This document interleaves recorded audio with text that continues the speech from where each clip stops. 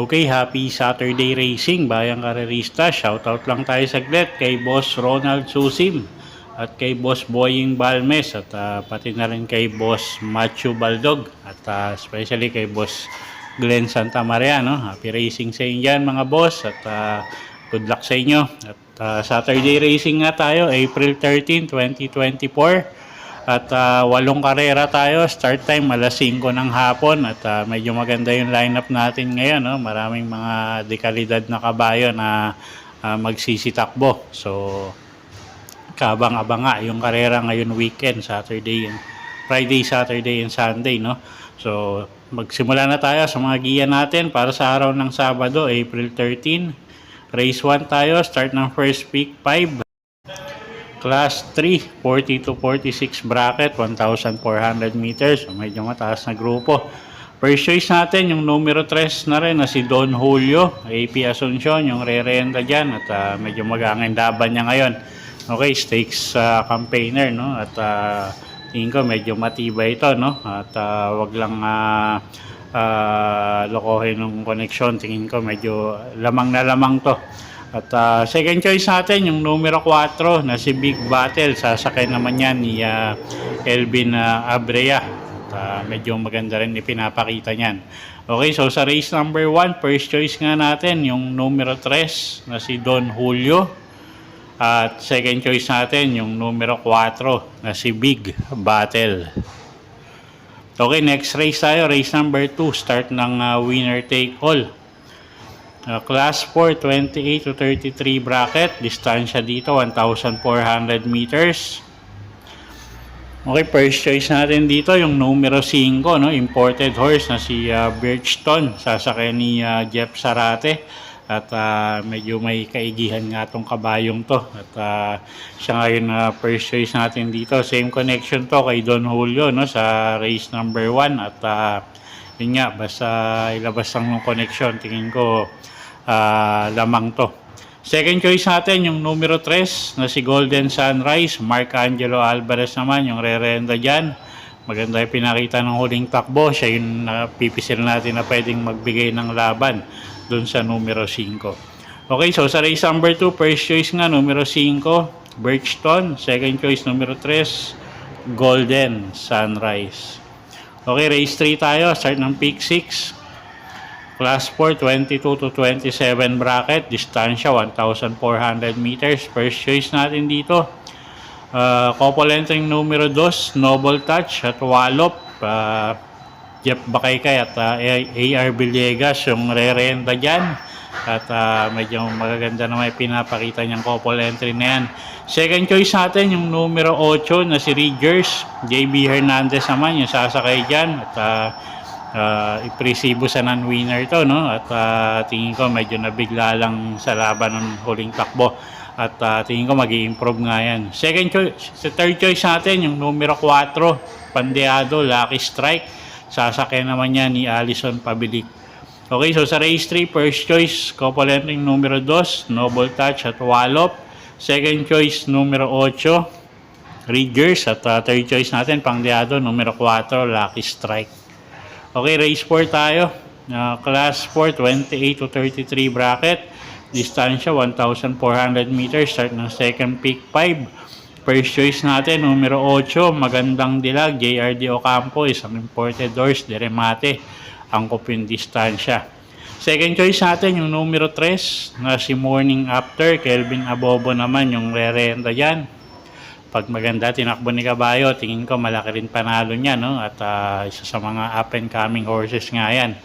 At third choice natin dito, Pangdehado, yung numero 1 na si Save My Savings.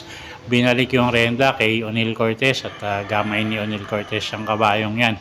So pag nauna yan, tingin ko malaki rin panalo. Okay, so sa race number 4, first choice nga, numero 8, Magandang Dilag. Second choice, numero 3, Morning After. At third choice natin, numero 1, Save My Savings. Okay, race 5 tayo. Class 5 placers, 1,400 meters ang distansya. Start ng peak 4. First choice natin, no, numero 11, Ivan. At medyo may kababaan na nga sa grupo yan. Si Biardonia yung re-renda dyan. At nasa grupong 5 na nga. Ano? At siya yung first choice natin. Second choice, yung numero 1 na si My Dad Bogart. Sasakay naman ni JB Ponce. At siya yung napipisil natin. Medyo hindi lang consistent manakbo, no? At siguro nga may katandaan na si Kabayo, pero pag tumakbo ng maganda yan, malaki panalo niyan. At third choice natin, pangdeado, numero 9, Brainchild. Sasakay naman ni MR Elos. Okay, so sa race 5, first choice nga, numero 11, Ivan. Second choice, numero 1, My Dad Bogart. At third choice, numero 9, Brainchild. Okay, race 6 tayo, class 4, 16 to 21 bracket. Distansya natin, 1,400 meters. Okay, first choice natin, numero 1, Ayuda. CL Advincula, yung sasakay dyan, gamay nung hinete. Pwedeng iuna, pwedeng isunod. At siya nga yung first choice natin dito. Second choice, yung numero 9, na si Grand Monarch. Second choice natin yan, sasakay ni Mark Angelo Alvarez. At gamay nung hinete, pwedeng iuna rin, pwedeng isunod, no? At usually diremate yung discarding ginagawa dyan. At third choice natin, pangdehado, yung numero 7 na si Shees Royal. Sasakay naman yan ni JM Estorque. Okay, so sa race 6, first choice, numero 1, Ayuda. Second choice, numero 9, Grand Monarch. At third choice natin, pangdehado, yung numero 7 na si Shees Royal. Okay, race 7 tayo. Penultimate race. Class 4, 16 to 21 bracket. Distansya, 1,400 meters. Okay, first choice natin dito, numero 8, Hombre. Sasakyan ni Nelson Junior, no? At pag nilabas ng connection, tingin ko kaya pa niya yung grupong yan. At siya nga yung first choice natin. Second choice, yung numero 3 na si Kaboom. Pabs Cabalejo naman yung sasakay dyan. Ito rin, no? Pag nilabas ng connection, tingin ko malaki rin yung panalo niyan na kabayong yan. At napakababa na nga rin sa grupo. At third choice natin dito, yung numero 4 na si I'll Be There. Sasakay naman yan ni AP Asuncion. Okay, so sa race number 7, ang first choice nga natin, yung numero 8 na si Hombre. Second choice, yung numero 3 na si Kaboom. At third choice natin, yung numero 4 na si I'll Be There. Okay, last and final race tayo. Race number 8. Class 4, 16 to 21 bracket. Distansya natin, 1,400 meters. Paratingan. Okay, first choice natin, numero 4, Monument, CL Advincula, yung re-renda dyan, gamay nung hinete. At isang deremating kabayo. At siya nga yung first choice natin dito, no? Second choice, yung numero 9, na si Mandatum. RC Suso naman yung sasakay dyan. Pag nilabas ng connection to, tingin ko malaki panalo. At medyo mababa yung laban niya ngayon, or magaang yung laban niya ngayon, no?